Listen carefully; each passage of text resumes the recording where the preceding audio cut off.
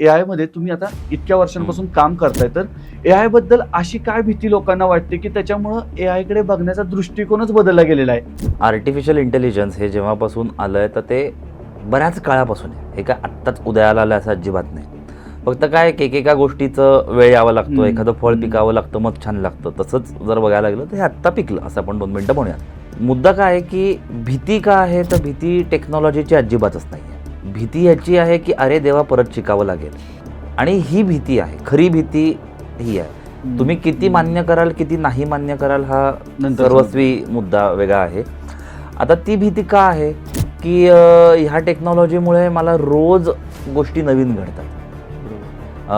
फिजिक्समधला जर मी एक शब्द वापरला तर ह्या स्पीड नाही, हा ही वेलॉसिटी जी आहे जी त्रासदायक आहे.